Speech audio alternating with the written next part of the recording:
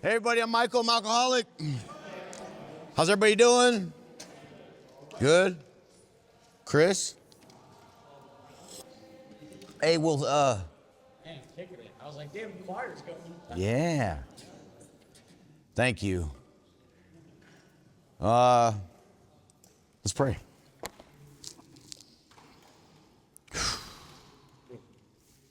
Thank you, Corey.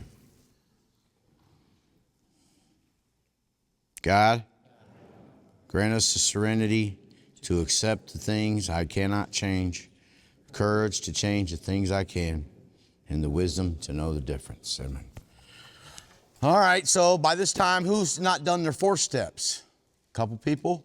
Who's lying and didn't really do it? Mitch? Mitch? All right, good.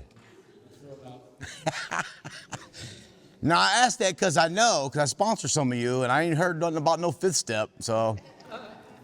And that's fine. We're glad you're here by all means. And hopefully that some of the things we discussed in this workshop were enlightening to you, or maybe thought-provoking at the very least. And if you didn't do the work, then we wish you would. We want you to have the experience. I kind of believe that once I become aware of something, that's when grace runs out for me.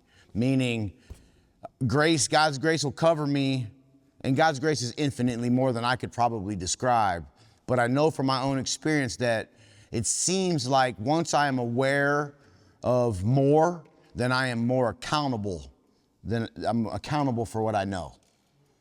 Does that make sense? So the danger that I believe in knowing it is, for me, what my experience is knowing it and not doing it makes for a real miserable existence. And I've been in some funky places in my sobriety when I knew better. And just because I knew better didn't mean I could do better. And so that's like, I know this been coming up a lot lately, is the knowledge of His will for us is one thing, and then the next thing would be the power to carry it out. And so just because I know it don't mean I can do it. So if you didn't do the work, I would encourage you to try to do it, try to catch up. It's not too late. It's never too late, unless you drink, and then maybe you'll make it back and it still ain't too late. Hopefully that don't happen. But we don't want you to be miserable. We want you to have, good relationships and happy families and good work experiences and all that kind of stuff. And that's what my experience is when I'm current in the work. My life in every single aspect seems to go pretty well. And so if you haven't done it, if you got a half raised hand when I ask who was lying about it, it's okay. Try to do it. Try to get caught up. You don't want to, it's your own well-being. Our own peace is at stake. And if you're an alcoholic, like I know some of you are, it's just, you'll probably be accountable for that.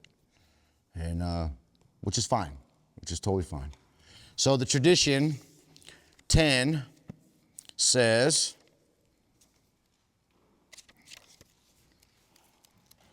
any questions about anything we talked about just now?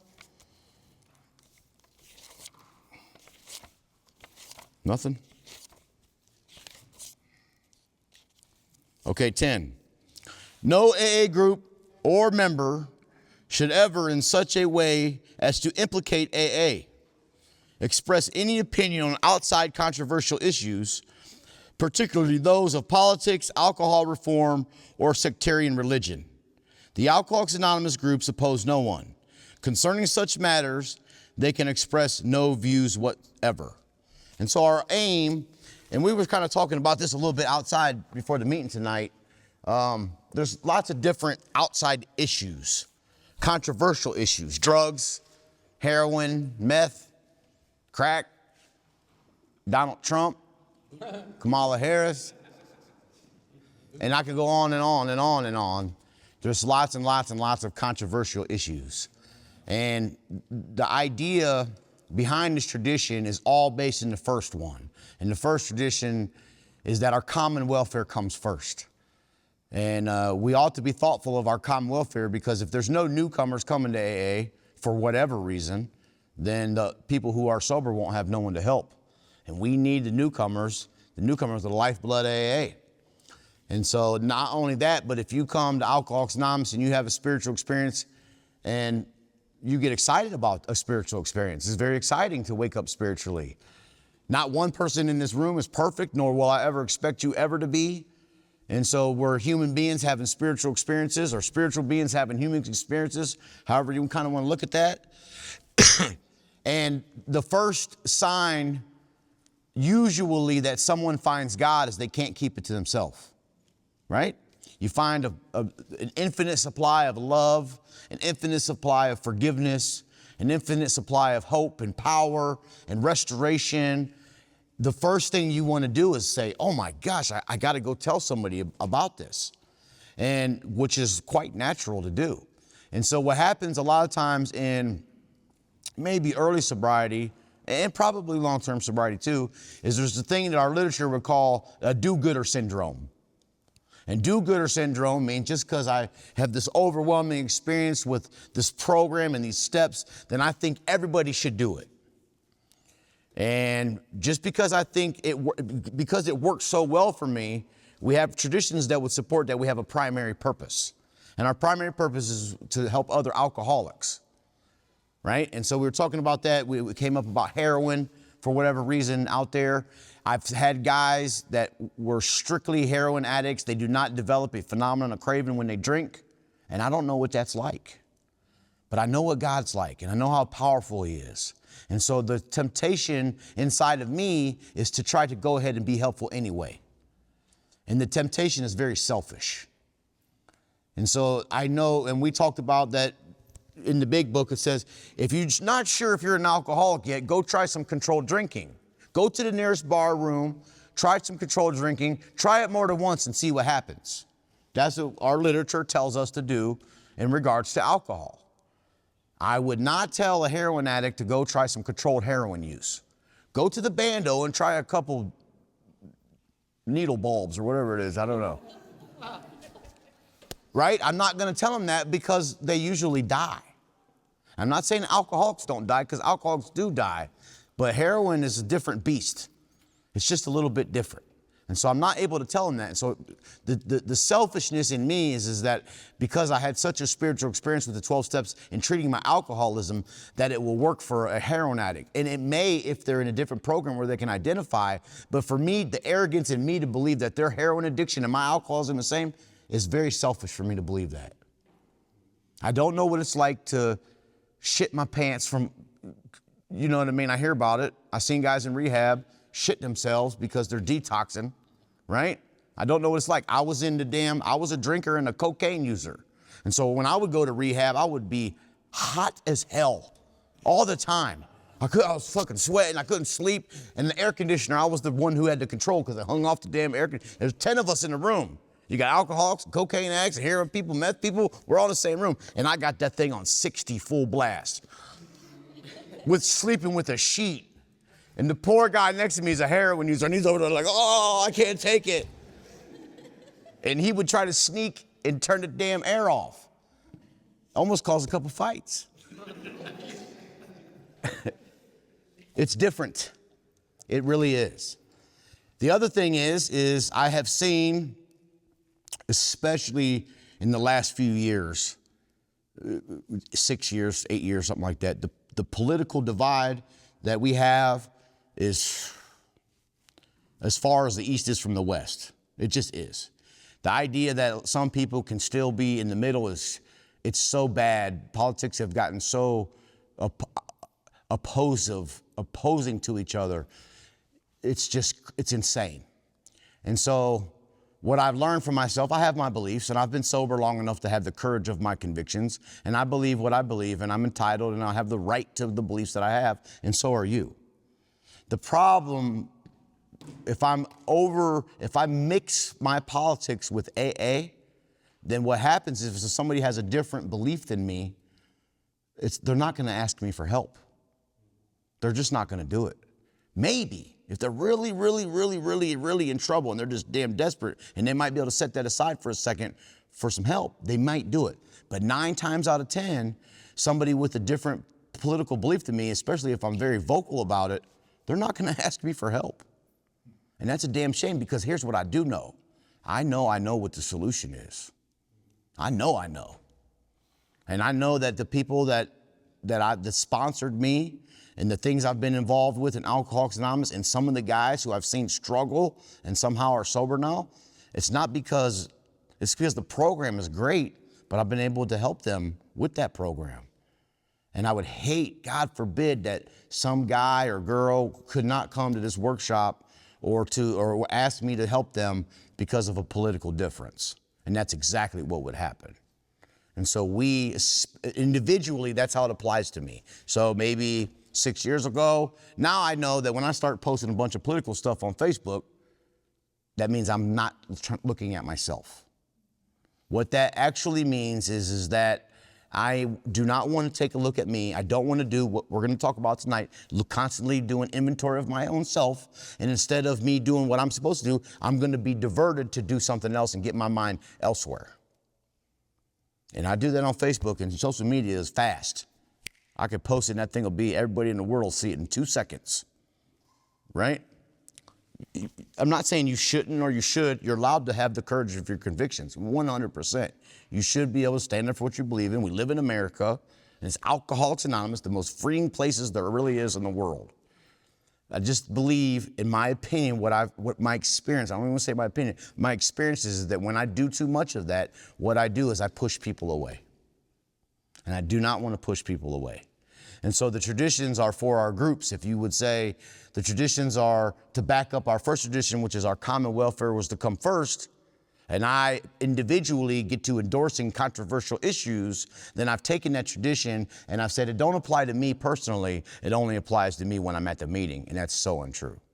It's just simply not true. So I know, so those kind of things we ought to try. You're allowed to have you go vote how you want to vote. So, you know who you can talk to. There's some people I can talk to about politics and stuff like that without it causing problems. And there's some people the reality is, it's 2025, the reality of having a decent common ground conversation about politics with two people who have two different opposing views in 2025 is just almost don't happen anymore. It's almost impossible. You see, and so we're not looking for opposites, we're looking for a unity here. And so we rally around that one thing, and that one thing is alcoholism and the solution to it. And we rally around that, and we don't have to disagree on that. There is a solution that says we have a common solution on which we can absolutely agree. Why? Because we all got the same blue book, right? And we can absolutely agree on that. We don't talk about all the other stuff. We don't want no division and so forth and so on. And we are alcoholics, and so we're driven by ego. We're selfish, so selfish we don't know we're selfish. We're extremely judgmental. The most judgmental people in the world are right here in this room. You know what I mean? I know it. It's just, I know myself. I know alcoholics. That's how we are. And so the power of alcoholism is such a power to kill. It'll kill your family. It'll kill your relationships. You won't be able to be a parent to your children. It'll destroy you. And it wants you to die. It wants to kill you. If it can't kill you, it wants you to get drunk. If it can't get you drunk, it wants you to be divorced. If it can't get you divorced, it wants you to be miserable. Alcoholism wants to kill. That's just a fact. It's a reality of it. And I think sometimes I'm guilty of getting away from the power, how very cunning and baffling and powerful alcoholism is. And I have to remember that the unity that we possess, that is my responsibility. And so as much as I believe in certain things, I've learned the hard way to not be so vocal about them because I'm not trying to push anybody away. You see? Does that make sense? Unity is the goal. And so when we get in these controversial issues, it causes division. God is all about some unity. God wants us to be in community. He wants us to be together. He knows that there's power when we come together. It's very powerful. And the old enemy, old slewfoot, or alcoholism, wants us to be divided, right? And so what quicker, easy way to be divided than over controversial stuff like politics and drugs and all these different things, right? And so we try to focus on one thing, and that's alcoholism. Any questions about the 10th tradition? Not one? I've sat across my desk is usually where I bring the guys, not all the time, but most of the guys have been to the desk. And I've had guys who are non-alcoholic, and I wanted to help them really bad. And I asked, and it's Bill Wilson said, our chief responsibility is an adequate representation of the program. That's my chief responsibility, and I'm responsible when I got a new guy across its desk from me or wherever to let them know what alcoholism is. I don't want them to go through what I went through and come into AA and having no idea what alcoholism was for years and years and years and years. And consequently, what's happened is I found out a couple of them over the years have not been alcoholic. They were given the information as much as I could possibly give them, and they were non-alcoholic. And I suggested that they go to a meeting that more identifies with what they have going on. I had a guy, it was last year, I think he's an alcoholic, I really do, but he smokes a lot of crack. And he's been in and out, and some of you guys know, I'm not gonna say his name, but some of you guys know. So I thought maybe I'd take him to some CA meetings. I smoked a lot of crack too, but I'm an alcoholic, right? And so I thought taking him to some CA meetings might help him to identify with some of that stuff. And that was just my way of trying to help him get plugged in where he could most be helped, just in case he was an alcoholic, you see? All right, any questions there? Why are you smiling at me like that? Rachel got me this shirt today. Not my... The girls went shopping, and I ended up with this pink shirt. Salmon. Cute. Salmon, yeah.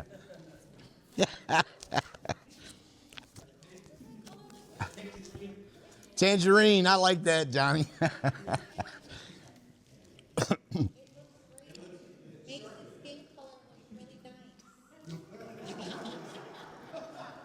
It brings out my eyes, I know. I think you look handsome, and that's all that matters. All right. Step 10. Continue to take personal inventory, and when we were wrong, promptly admitted it.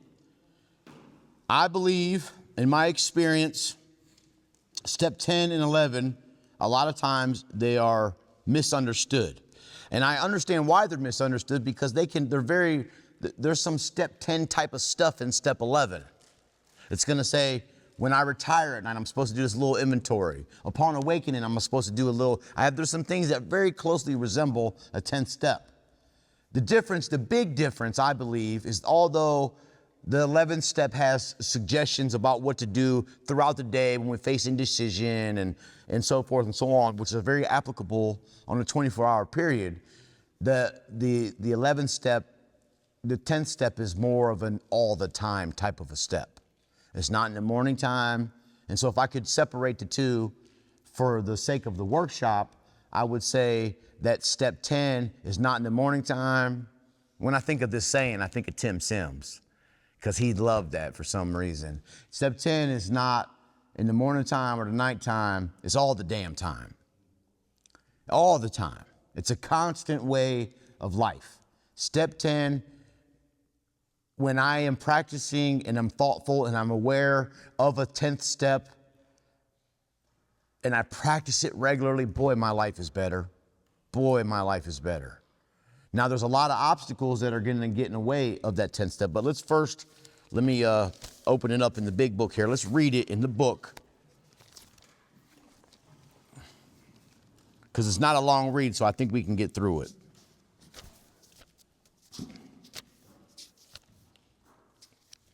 Page 84, if anybody wanted to know, and it says this. This thought brings us to step 10, which suggests we continue to take personal inventory and continue to set right any new mistakes as we go along. Do you know what they're talking about there? This thought, the thought of what? The thought of making your amends. And so I've heard before, and whatever works for you, by all means, is what I'm a fan of. I promise you that. The big book is very clear that we don't wait till we finish all of our amends to start working in step 10, right? If the big book is our program, and that's what we use to guide us in these steps, and these are the suggestions that it gives us, a program that works, that where it says in the solution that we have a program on which we can absolutely agree, is what the book says. And so if we use the book, then we can't absolutely agree on it. If we don't use the book, then we're not going to agree on it. It's just what it is. If I come up with my own version of this shit and make up different stuff and I get lazy and stuff like that, and I'm gonna come up with my own idea and then we're gonna disagree. Does that necessarily mean that either one of us are wrong? It's controversial, probably not, but I just tend to be a big book guy because it works very well. We vigorously commenced this way of living as we cleaned up the past. And so you might have heard, or your sponsors may have told you, and it's none of my business, that you're supposed to make all your amends first. Once again, the big book is pretty clear about we vigorously commenced this way of living as we cleaned up the past.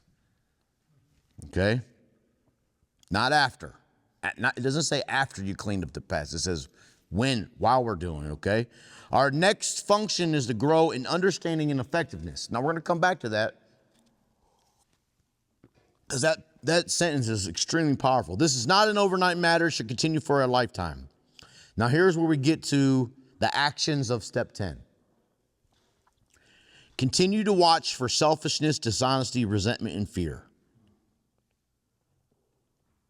When these crop up, not if, when. Okay? It's a no matter what, no matter how profound of a spiritual experience that you have encountered as a result of the working the steps, you are going to drift into, probably on a daily basis, I would bet on it, you're going to drift into selfishness, dishonesty, resentment, and fear. And it gives us what to do about it. And it's given us for a reason. When these crop up, we ask God, first thing we do is we watch for it, right? We watch for it. Do you know how you're able to watch for selfishness, dishonesty, resentment, and fear? Does anybody know how?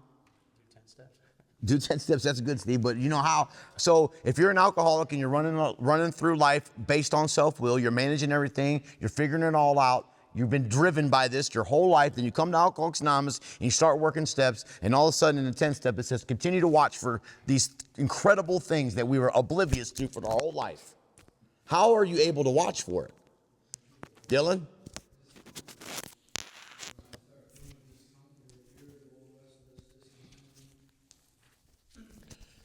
Good. Sponsorship helps? Sorry, Drew. Something happened. Or Corey and Chris? That's the answer. The answer is we, at some point in this process of working these 12 steps, up to this point in the 10th step, you have awoken spiritually. And your spirit, no matter how infant it may be, especially early in sobriety, your spirit has woken up. And to some degree, you're going to be able, with your spirit, see yourself get resentful, dishonest, selfish, and afraid. Does that make sense? You're going to be able to sense it a little bit. And what'll happen is if you're not able to identify, I'm fearful, I'm resentful, what'll happen is you'll notice yourself at the very least be a little bit uncomfortable. And so that's where somebody said sponsor. Who was that said that? Because there's been plenty of times when I said, I got to do a 10 step, but I don't know what's going on. And my sponsor was able to kind of track me back through what's going on in my day to find out what exactly it is. We ask God at once to remove them. We discuss them with someone immediately, and we make amends quickly if we've harmed anyone. Then we resolutely turn our thoughts to someone we can help. Love and tolerance of others is our code. To some degree, and there's more, that's the nuts and bolts of a 10th step, right? To some degree, that's what we do. Now I'm going to tell you my failures in this 10th step. My failures have been just directly when I get resentful or fearful or selfish or whatever I drift into, I will call somebody and say, hey man, what's the name of them? Piss me off. I'm madder than hell. Or I'm scared to death. You know, I'm not going to make the rent this month or whatever comes up. And I'll talk to somebody, and what will happen is we'll talk just by the courage it takes for a selfish alcoholic like me to call you and tell you about what's going on inside of me, which I learned in the 5th step. I express that little bit of courage to call you and tell you what's really going on with me. What happens is a great amount of relief occurs. An amazing amount of relief, especially if I'm new, that I'm not used to. I mean, just an unfathomable, like, oh, because the buildup and the anticipation, if you're new, to call someone and tell them the truth, boy, it's not what we do. We're stuffers. We are ingrown. We go inside. We're not outward, right? It's a practice to be outward in that way. So what consequently happens is I call somebody and I tell them about it.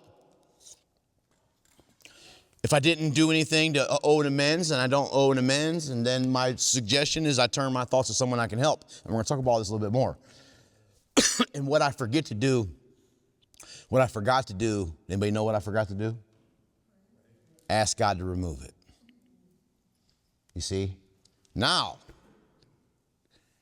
if you flip the coin, I've been just as guilty of going through life, going through my day, a lot of stuff. Everybody's got a busy day. You got jobs, demanding kids, relationships, all these different things going on. Something will come up and I'll stop and say, God, please take this fear from me. And I'll pray it out for a minute and I'll take a second and I'll get back to doing what I'm supposed to do. And I'll turn my thoughts to someone I can help. But guess what I didn't do? I didn't tell nobody. So the same thing happens. I get a great amount of relief. And so the crazy thing about that, and the relief is cool. Relief is great. If you got a headache, you take some aspirin, you get a little bit of relief. Wonderful, miracle drug, aspirin, right? Boy, would it suck if we didn't have to be able to take some ibuprofen when we got a headache. The only problem with relief is that we have a program that offers us freedom. The program and God offer us a freedom. And so in order to be free, I got to do all of it. I got to ask God to remove it. I got to tell somebody, right? I got to make amends quickly. I got to turn my thoughts to someone I can help. It's kind of clever that at the end of this, it says, we resolutely turn our thoughts to someone we can help. And then it hits us with this: love and tolerance of others is our code. It doesn't say that I'm to go out and go help people, which is not a bad thing to do, by all means. It simply says, turn my thoughts to someone I can help. When I drift into resentment, dishonesty, resentment, or fear, what happens is I get self-consumed. I'm back to thinking about Mike. All I'm thinking about is my stuff, what I got going on, how they did me wrong, me, I. And that it happens very quickly. And so when I get this resentment or fear off of me, then the big book or this program is asking me to turn my thoughts outward again. Get to thinking about someone you can help. Remember in the third step, we made a decision to turn our will and our life over to God. And kind of what you'll hear around here is that after someone takes their third step, you're going to hear us guys or some of the girls are going to say, okay, we just seen you give yourself to God. You're not your own business anymore. And what a wonderful way to kind of describe that deal. And if I bought into that idea that God's going to take care of me, that God's going to take care of all my needs, all I got to do is stay close to Him and do His work well. I made that decision to do that, and by the 10th step, that should be an applicable part of life for me. But when I get to something happens in life and I have to manage it because I'm afraid or whatever, then I'm back to focusing on me, and I'm back to the reason I'm focusing on me is because I don't think God's got me. But this is too important. And those levels. You know what I mean? There's levels. There's different things we come across in life from when you're new sober to however long you're going to be sober, that there's going to be, I'm going to always, and I say this a lot, my handicap is always that I bring my old ideas, my old way of dealing with life, my old way of how I think about it to my newest experiences. Meaning, God might bless me with a wife and a daughter and new money and fun toys and new opportunities, when inevitably, every single time I'm telling you that I got these new things happen, I revert back to old idea. I don't know why. And what happens is I create a problem by using my old ideas, and then I remember, I'm using my old way of thinking about this new situation, and it's don't work here either. And I'm reminded of my way don't work, right? And so to some degree, this one day at a time idea or concept comes into play, because if you think about the present or just one day at a time. The reality is that none of us in this room have ever been in this room at this minute right now. None of us. We've been here last week. A lot of us was here on Thursday. But this moment right now is brand new. And none of us have experienced it before.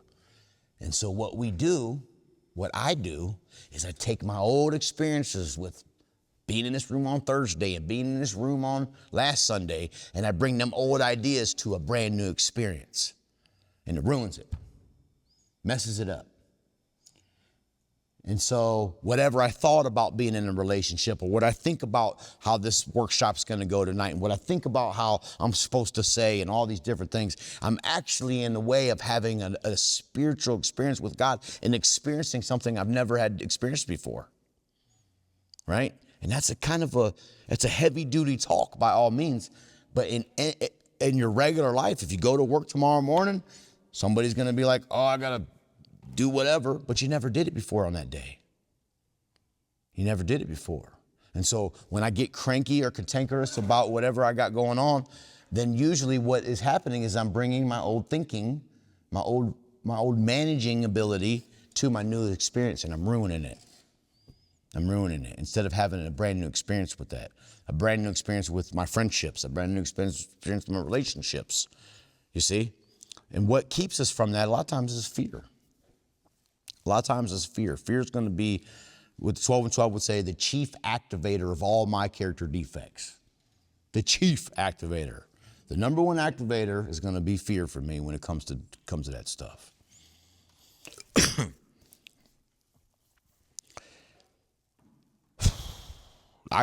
When I first got sober, went through the steps, excited about sobriety. I've had some experiences where I would call people to do a 10-step and they had no idea what I was talking about. Zero. And for a new guy sober, a new girl sober, I would hate for that to happen to you. You're still responsible. I'm still responsible for my sobriety, but it was a little disheartening or discouraging to me because the notion that I come to believe in that experience was that I really don't got to do the 10-step. I'm calling Bill and Fred and them, and they've been sober for this long, and I want to do a 10-step. I just come off a 5th-step. I don't want to get all dirty again. I want to keep clean. Now I'm calling these folks to do this 10-step, and they have no idea what I'm talking about, and they brush it off like it's no big deal. And so consequently, I'm impressionable. I'm new. I haven't found myself yet. I don't know. I don't have barely any esteem. I have no courage of my own convictions yet. And so consequently, I'm going to interpret that as if I don't have to do it. That's exactly what I did. But I want to tell you that if you're an alcoholic like me, not even like me, like the big book would state an alcoholic is, you will be accountable for your 10 steps, or you can get very miserable sober. Yeah, you see? If I'm to have decent relationships at home and decent work relationships and decent experience in life in general, I got to be constantly looking for, not in such a way where I beat myself down through inventory. It's not the goal. The goal is to keep a clean slate. You see? The goal is to keep a clean slate. Now, what are the obstacles in the way of me doing that? Pride. I don't want you to think, for whatever reason, that I'm not doing good. I don't want you to think I'm doing bad. Sorry, Drew.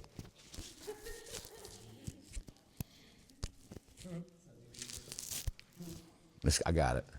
Sure. Yeah. Thank you. So there's a saying that would say that you can't save your ass and your face at the same time. Right? You can't do both.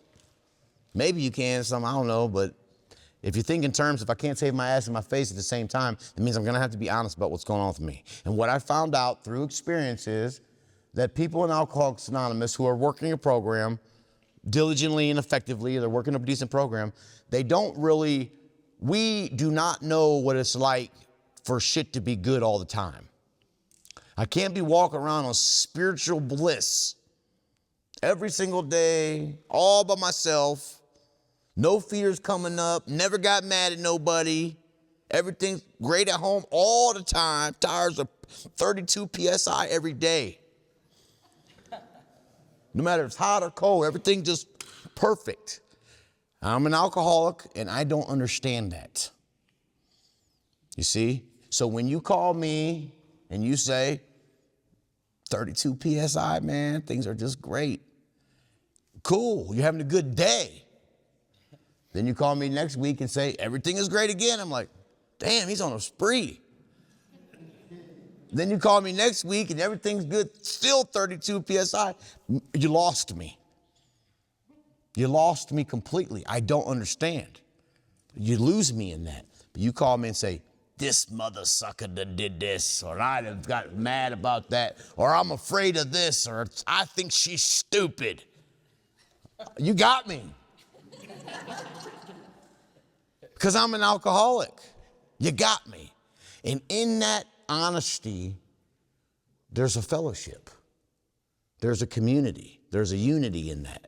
You see?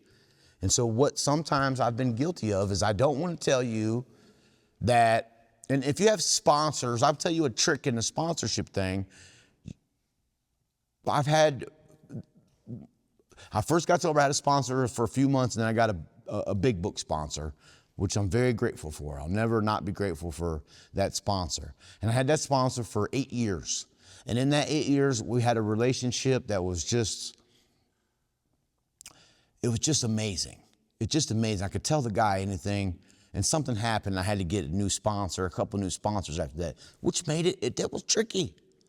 I promise you that was very tricky for me to deal with, having an intimacy with another man to where I can tell. Did somebody laugh when I said that?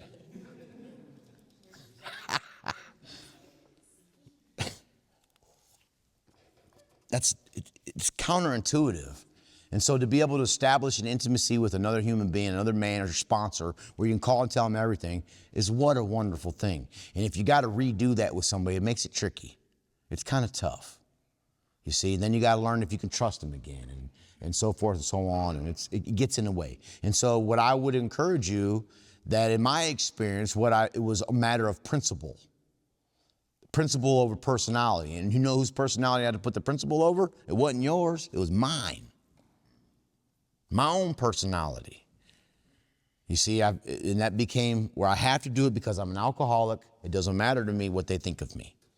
I have to more think about the principle of my own spiritual condition has to be more important than what I think that you're going to think of me. You see? To some degree, I think I do good at, well, I don't have to really practice, but I think I do good at just being a regular person. And what I mean by that is I hope nobody would ever place me in a position where they thought they couldn't tell me the truth about a fear or resentment they had because they think I'm floating on the wings of glory. All you got to do is kick it with me for about 10 minutes out there, smoke a cigarette, and you'll know. You'll know. I'll make sure you know. I'm just a regular fella, you see? And God forbid that you would ever place me in a position where I'm unreachable or I'm unapproachable or something like that. God forbid that. I do not want it to happen because I don't, you know why I don't want it to happen? Because I've had that experience and people have made me feel that way where I felt like I could not talk to them. They were unapproachable because things were always good for them all the time. I need to see you go through some stuff and get through some stuff and stay sober and overcome spiritually with this program. So when I go through some stuff, I can call you and say, how'd you get through? So I can get through. Now, if you're rolling around 32 PSI every single day, I'm not going to call you and ask you how to deal with this relationship problem I got going on. I'm going to be intimidated by your perfection. You see? I just am. And so the reality I've come to know is that if you are rolling around on 32 PSI every day, you're lying. You're faking. But being a new person, I wasn't capable of comprehending that. You see, I didn't understand that. But I know now today that if you're an alcoholic, just like the big book says, and everything's perfect all the time for you, you're faking. It's not real. Now, should you tell everybody your business all the time? No. You probably should have a few people that you can talk to, by all means. And there's not a single thing I've been through in my sobriety, and I made some Here, I told somebody this the other day. We was at the intergroup office, and I said, when I drank and did the things I was doing, I was so consumed by the drinking and the things I was doing that I missed out on a whole bunch of sins I didn't get to sin until I got sober. Does that make sense to you? Like, I was so consumed with alcohol and my alcoholism and feeding that I missed out on all kinds of different things, different ways to mess up. And I didn't even know. And so consequently, I messed up and did a lot of stupid stuff in sobriety. I really have. I made more mistakes sober than I did when I was drinking. I promise you I have. You see? And so I got to see you, but we're so judgmental. Oh my God, we suck. We're so judgmental. We really are, you see? And how dare we, be so judgmental, but we are. So some of the hiccups for me in my 10th step has been I've been afraid of what you would think of me. And so consequently, it's been tough for me in Alcoholics Anonymous in this area. There's nothing wrong with our area. I don't want to say that, but a lot of times I've had to take 10 steps with guys I sponsored because I knew they knew what the 10th step was. Does that make sense? Where I've felt a little bit where other people wouldn't understand what I was doing in taking a 10th step. To some degree, I've had to lean on the guys I sponsored because I knew they knew what that meant. I knew that it would be awkward for them. I've had my sponsor call me with things, and it was a little strange for me. Because why? Because I arrogantly placed him on a pedestal, which was very wrong for me. And so I know that creates a little bit of a reality check, is what it would be called. But I've sometimes leaned a lot on my guys that I've sponsored because I knew they knew exactly what the 10th step was and what we do with it. You see? Any questions? Drewski?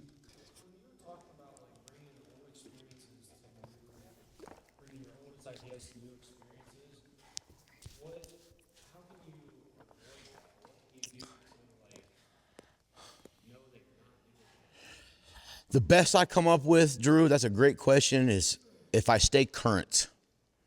Meaning if I'm practicing these principles as best as I possibly can, and I'm staying current and I'm staying aware of it. Does it make sense? If I'm able, and that's going to be in direct proportion to my spiritual condition. Direct proportion to my spiritual condition, and I got to be doing pretty good to even see it. You see what I'm saying? Alcoholism is a subtle foe, is what this 10th step is going to tell us. We're not cured of it. We can't rest on our laurels, is some of the terminology that we're going to have here. But I have been so, if I've done it on accident. If I was just staying 100% brand new experience in this brand new moment right now and set aside all my old ideas, man, the only way that I'm capable of doing this because God did it through me. I mean that. Does that make sense, Corey?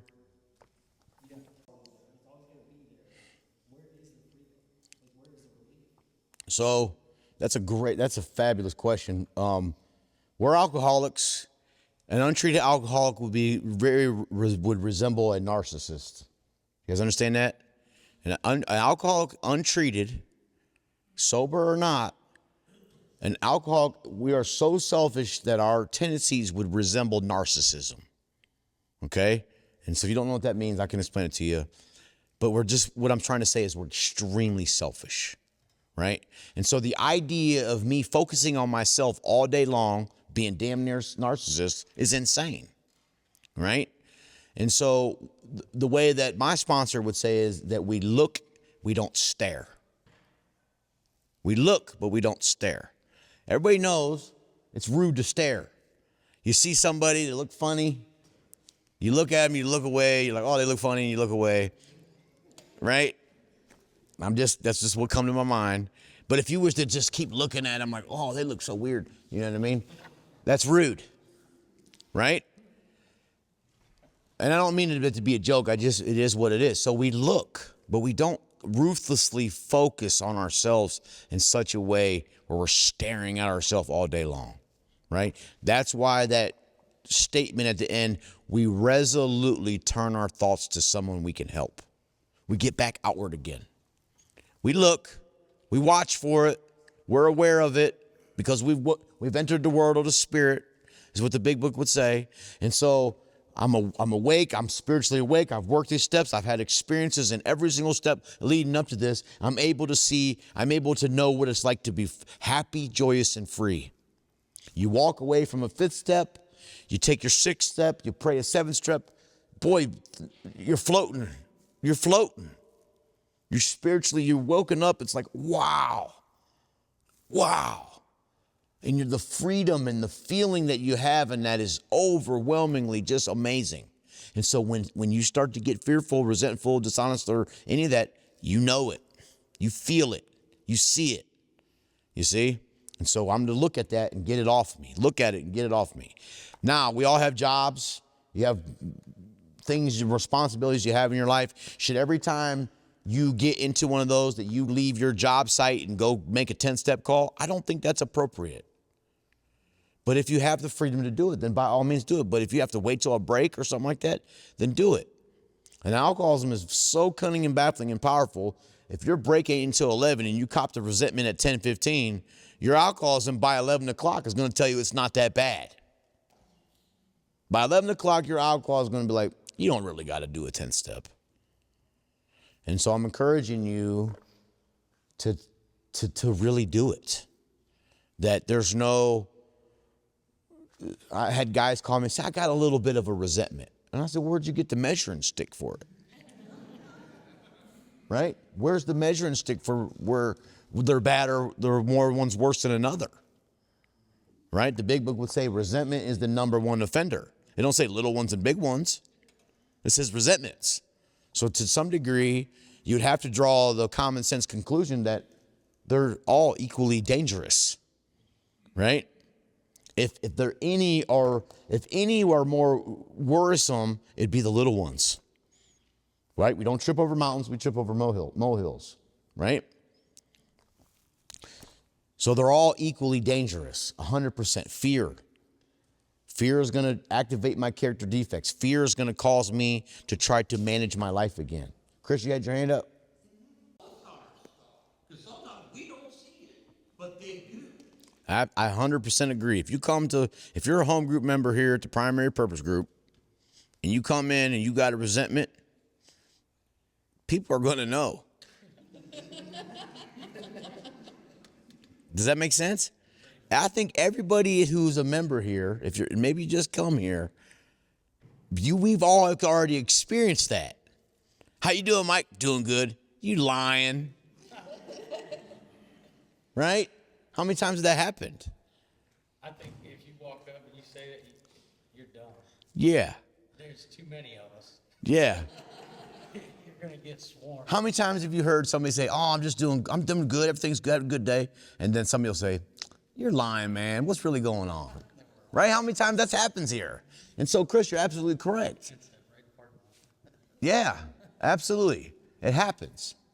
And so without others, that's the we portion of the program. We is the most important. We are not able to do this on our own. Alcoholism is way too powerful for me. And I say that because you've done it to me. Oh, I'm all right with it. Boom. What's really going on? And that's the kind of, people aren't afraid to do that. And that's when I just break that. Okay, this is what's really going on. And by doing that, it releases that stuff. Like my friend, I can't hide nothing from him when he gets it out of me. Thanks, Chris. Yeah, I guess my question is, like you're talking about, like if you have something at 10, 15, you're on a break at 11, it's like, my thing is like, where's the line drawn between like, this is in need of a phone call, and this is something that, because like my alcoholism tells me like, I got it, I'll be all right, and I can be 32 PSI, like that's what I tell myself, like it'll be all right, like this is small and it's not worth that, Yeah. That's my question is like, where's the line of this is important enough to work on a 10 step and this is not? So that's a great question. And so Here's what my experience is. My experience with all four mentioned, resentment, selfishness, dishonesty, and fear.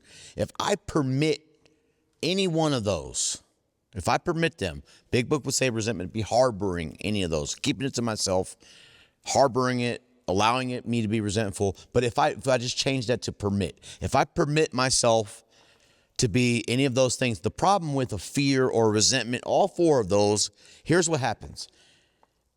It grows into two. If I got a fear about whatever, it could be something stupid, 99% of the time, that fear will turn into two fears. And if I permit them two fears, it don't take long either, they turn into four. They don't just grow by one. The damn things they double up. You see? And so the 2 turns into 4, it turns into 8 to 16 to 32. The next thing you know, I'm a damn basket case. You see? That's my experience. I do know that just because I feel good don't mean I'm doing good. Alcoholism would not be cunning and baffling and powerful if it let me just be, I feel it all the time, right?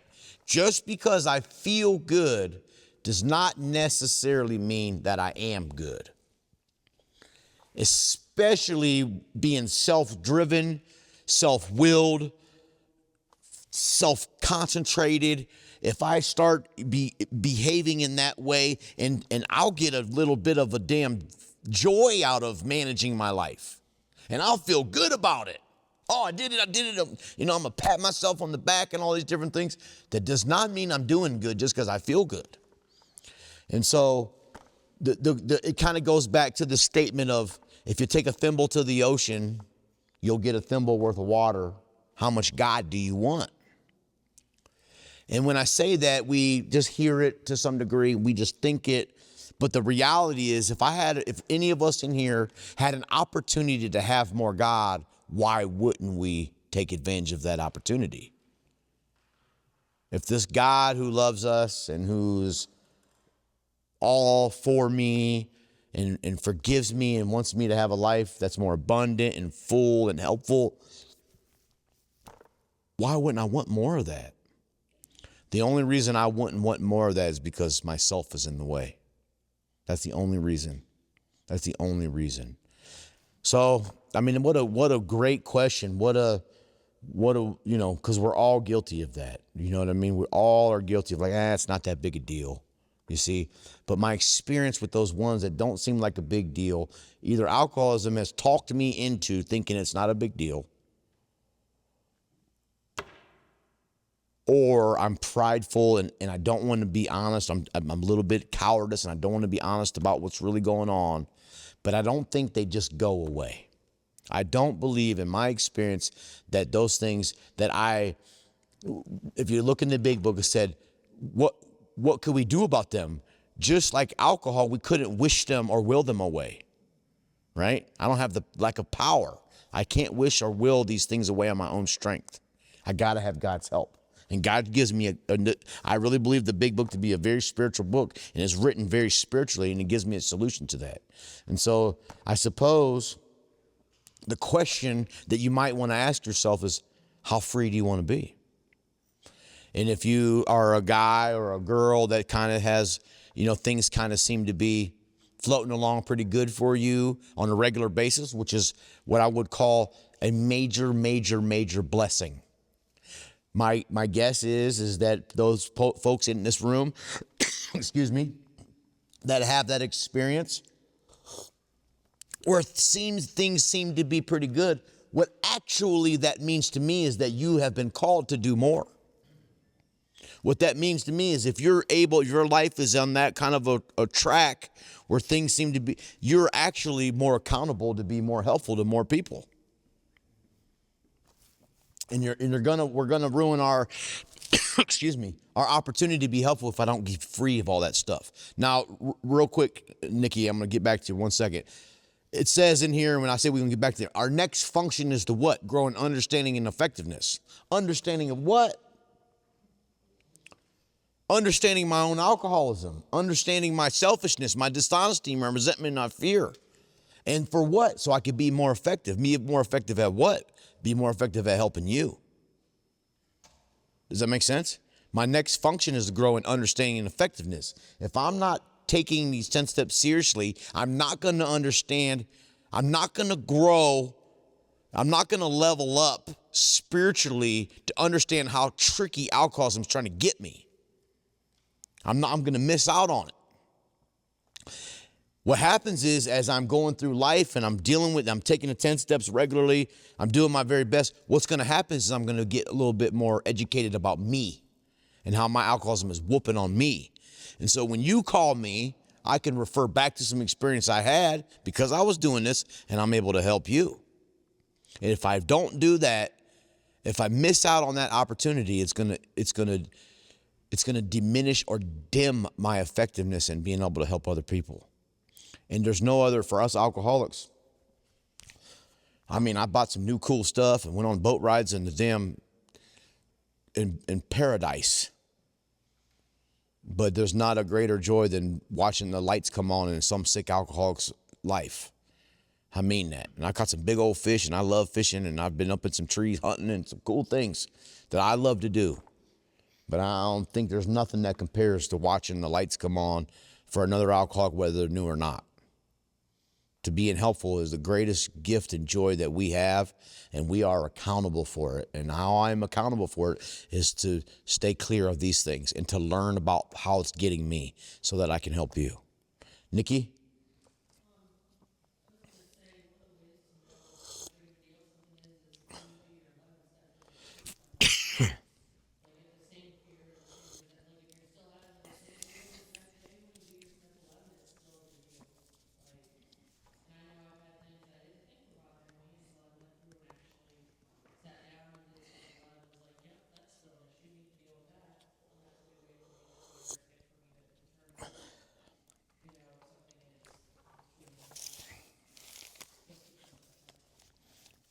Yeah, absolutely. So some things are going to be reoccurring. And so I think that my sponsor would say something like, when these two things come together, amazing things happens. Preparation and opportunity. When preparation and opportunity collide, it's amazing stuff. The preparation portion is my responsibility. If I am taking the responsibility of my program and these 10 steps and doing the things I'm supposed to do, so forth and so on, then opportunities are going to be able to come, and I'm going to be aware of the opportunities. If I'm not taking the necessary actions to prepare myself for the opportunities will fly right by and I'll miss them.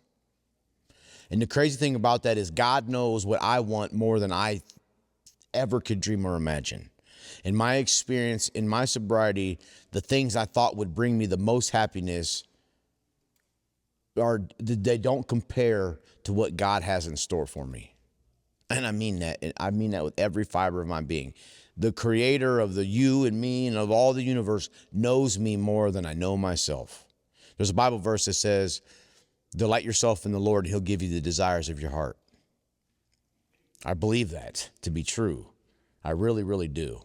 And so consequently, what that means is that if I am taking the actions here in Alcoholics Anonymous, and what I'm finding is a relationship with the Creator, and what messes that relationship up are these things: resentment, selfishness, dishonesty, and fear. And so I'm not able to delight myself as much in that relationship. And so I miss out on the desires of my heart. You see? And God always knows more about what brings me joy and peace than I know for myself. Although I think I know. I think I always know, and I don't. Any other questions? Those are some good ones. Yes, sir? I like this reading on page 85. We have not even sold out. Instead of the problem is in you. It does not exist for us. We are neither cocky nor are we afraid. That is our experience. That is how we react so long as we keep in fit spiritual condition. Amen. Thank you. That's absolutely true. So that's where, like, the controversial statement in the big book I don't know why it's controversial. The big book says we have lost the power of choice. And so some people, whatever, I mean, God bless you, believe they woke up and chose not to drink today. And me and Steve were talking, and I said, hey, where's the girls were at the house, and there was like a bunch of girl stuff going on. And it was more girls than, I'm used to. And it was like, oh, man. And it was like, you know how it is, guys, right? And I was talking to Steve, and I was joking. I said, where do I get some peace at? I was just joking. And he said, I don't know where you get some peace, but I know where you can cop some choice. I said I got some choice for you for the low. And so I don't believe, consequently, that I woke up this morning and chose not to drink today. I don't believe that I woke up today and chose not to get high. If I had the ability to choose not to drink, then I wouldn't be here. I wouldn't join AA. I wouldn't work steps. I have choice. I don't have choice. And there's the proof of that statement, sorry, Drew, is we are not fighting it, neither are we avoiding temptation. We feel we've been placed in a position of neutrality, safe and protected. We've not even sworn off. Instead, the problem's been removed. It does not exist for us, and we're not cocky nor afraid. That's our experience. That's how we react, so long as we keep in fit spiritual condition. What is fit spiritual condition? It says this in proportion to our 10th step. Staying in fit spiritual condition absolutely means being free of selfishness, dishonesty, resentment, and fear. That's what that means. You could woke up this morning, did your devotions, prayed your prayers as best as you could pray them. You could have hummed for 3 minutes straight, if that's what you do. Hum. But you're pushing around selfishness, dishonesty, and fear. You're not going to be able to be effective spiritually. You see? And so whatever spiritual practices you have, by all means, don't stop doing them, but just know that what's going to erode your spiritual condition faster than anything are going to be selfishness, dishonesty, resentment, and fear. And if we permit those, it's going to erode at our spiritual condition, and it's going to be a slow fade. I ain't got to deal with that fear. I ain't got to deal with this resentment. Next thing you know, you got 6 or 8 or 20 of them. And then you're like, oh, I don't really got to go to AA no more. I really ain't going to write this 4th step. It's a slow fade right back to misery. That's my experience. I've done it. And when I said before that just because you think you're doing good doesn't mean you're doing good. And what happens is when I think I'm doing good, what usually happens is something in life will slam on the brakes of that bus, and all the stuff I've been permitting comes flying to the front. And boy, it's a mess. Boy, it's a mess. And what a terrible place to be sober. You see, I've had that happen to me a few times sober, and it's been very tough. Can't even see the truth. There's just so much going on because I permitted it all. It's easy to let up on the program of action and rest on our laurels. We are headed for trouble if we do. For alcohols will settle foe. Rest on my laurels. What does that mean? That means resting on my past accomplishments. That means permitting these things. It's easy for me to rest on my laurels and think that I can will and wish my fear away. It's easy for me to rest on my laurels and think I'm going to be able to forgive people in my human strength. It's easy for me to be, it was just a white lie. Like lies got colors, right? And lying just not a lot of times ain't just a verbal thing that I told that wasn't true. A lot of times I'm very dishonest with my own self. We're not cured of alcoholism. What we have is a daily reprieve contingent on the maintenance of our spiritual condition. Every day is a day we must carry the vision of God's will into all of our activities. Let me ask you that question. Let's pose a question for the workshop today. Are you waking up in the morning thinking, this is the day I'm supposed to carry God's vision of His will in all my activities today? Did you guys wake up and think that this morning? Probably not.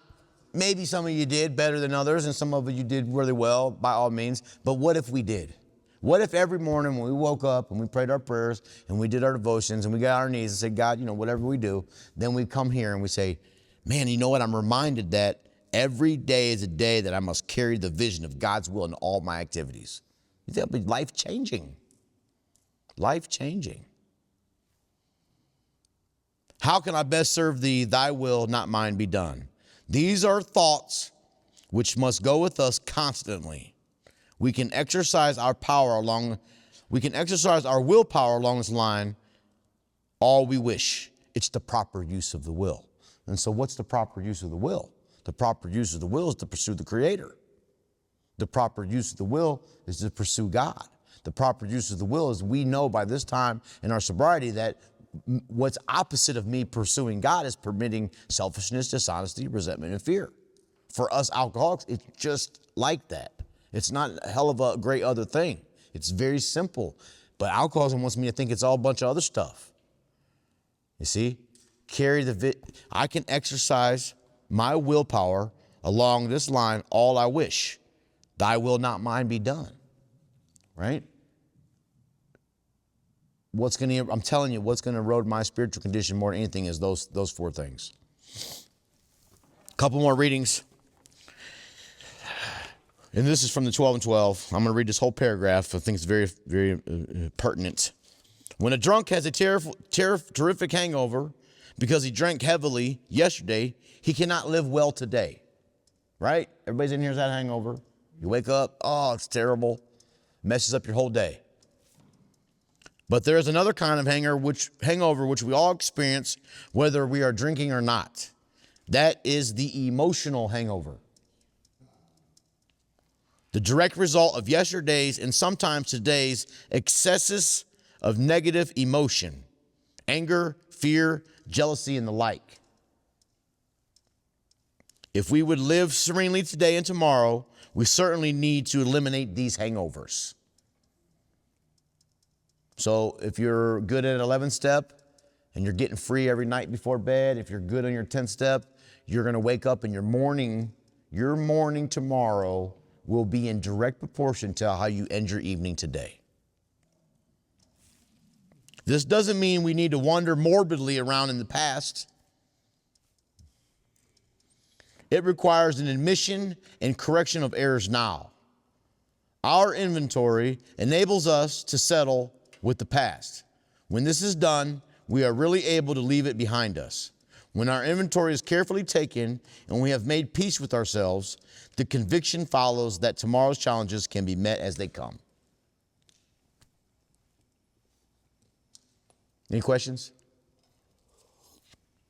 So I suppose that based upon the reading that if I permit a fear, a little one or a big one, or a resentment today, to some degree there's going to be a hank from that or a hangover tomorrow because I permitted it today. And so if I want to wake up and be excited about the day, and if I want to wake up and be excited about there's a Creator that loves me, which is, just insane. It's just almost overwhelming to believe that. I've come to know it by all means. But if I really want to know it and experience it, it's going to be in direct proportion to how well I'm keeping these things off of me.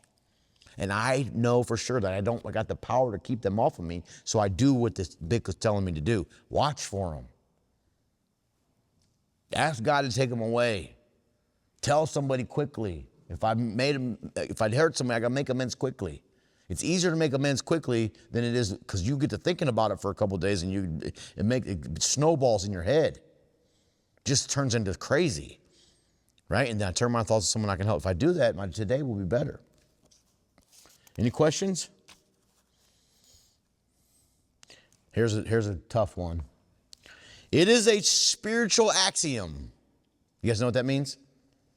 It means it's been proven to be 100% true. That's my way of defining that, okay? And there's probably a different definition, but that's what it means. It is a spiritual axiom that every time we are disturbed, no matter what the cause, there is something wrong with us. That sucks sometimes, right? When I'm mad because someone stole my money, what do you mean? I'm allowed to be mad at them. No, that's not what our literature says. It goes on to say this. For us, AA, let me just read it up here. If somebody hurts us and we are sore, we are in the wrong also. But are there no exceptions to this rule? What about justifiable anger? If somebody cheats us, aren't we entitled to be mad?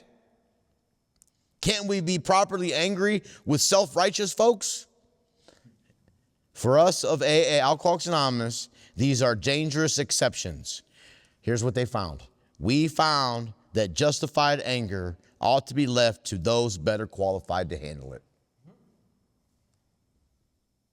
I've been madder than hell sober. I mean, I've thought about peeing on people and all kinds of different stuff. I promise you I have. I really have been extremely resentful. And I found that even if it's justified, it does me no good. It does me zero good. Right? It does me zero good. Zero. Any questions? All right, let me read it again. It is a spiritual axiom that every time we are disturbed, no matter what the cause, I want everyone to write it on your hearts. Write it on your heart. Write this on your heart. It is a spiritual axiom that every time we are disturbed, no matter what the cause, there is something wrong with us. Somebody cheats on you, someone steals your money, someone talks to you poorly, someone mistreats you, so forth and so on. Remember that you're alcoholic and you can't afford it. What does the big book say? Resentment is the dubious luxury of normal men.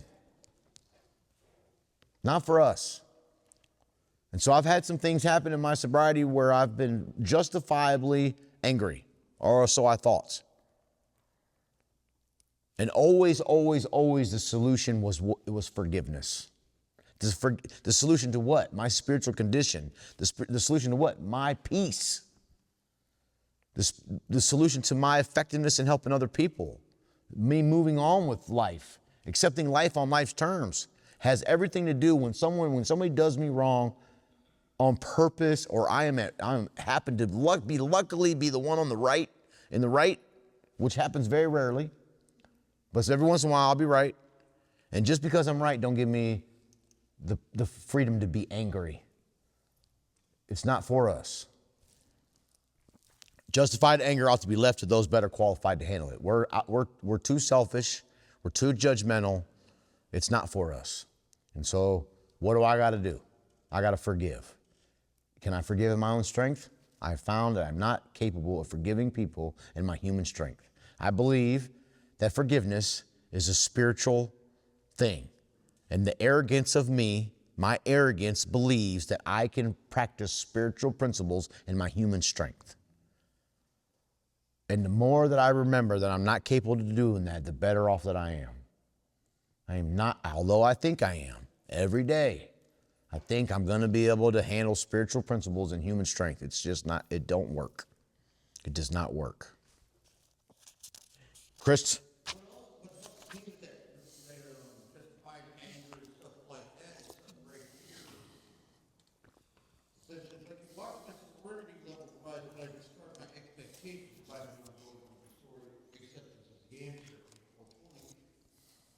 But then my rights, but that right to be angry, and they choose to force my serenity down. I have to discard my rights as well as my expectations by asking myself, how important is it really? How important is it compared to my serenity, my emotional sobriety? And when I place more value on and it doesn't say if, it says, and when I place more value on my serenity and sobriety than on anything else, I can maintain them at a higher level, at least for the time being. Thanks, Chris. Johnny? I just had a small comment about what you were just saying. As far as like in the Lord's Prayer, we say at the end of every meeting, it says, forgive us our trespasses as we forgive those who trespass against us. I think he's expecting us to, if we need God's help, a lot of times we do need his help, obviously, to be able to forgive people. But we have to, within ourselves, we have to be able to forgive each other. The way I interpret that statement is that we can't expect God's forgiveness if we're unwilling to forgive others. Amen. I believe that. So the other day we were at the meeting, and Drew had brought it up. A lot of times in the workshop, one of the questions that we pose in the second step is to write down 5 things that you've been unwilling to give up for a better relationship with God. And for some reason, we didn't talk about that this time, which is fine. But that exercise is to be done not from a mental state. I really want you to just for a minute right here, right now, we're going to wrap up with this. Think about in the last 2 weeks of your life, what are 5 things that you've been unwilling to give up for a better relationship with God? I don't know what they are. It doesn't matter to me. It's for each individual. In the last 2 weeks, what are 5 things that you've been unwilling to give up for a better relationship with God? And I want to bring you to this 10th step with that question. Have you been unwilling to give up the honesty it takes to be honest about when you get fearful or resentful? Are you willing to give up what people think of you? What are you unwilling to give up for a better relationship with God? The time it takes to call somebody and do a 10th step? The little bit of time it takes to pray? Have you been unwilling to give that up? Think about that and that question in proportion to this 10th step. The 10th step is huge. Big deal. Big deal. And I think, in my opinion, that we ought to talk about it more. We talk a lot about the first step, which is fabulous. And there's nothing wrong with talking about anything that we talk about as much as we do. I just wish we'd talk about the 10th step more. I really do. Any questions? Let's pray it out.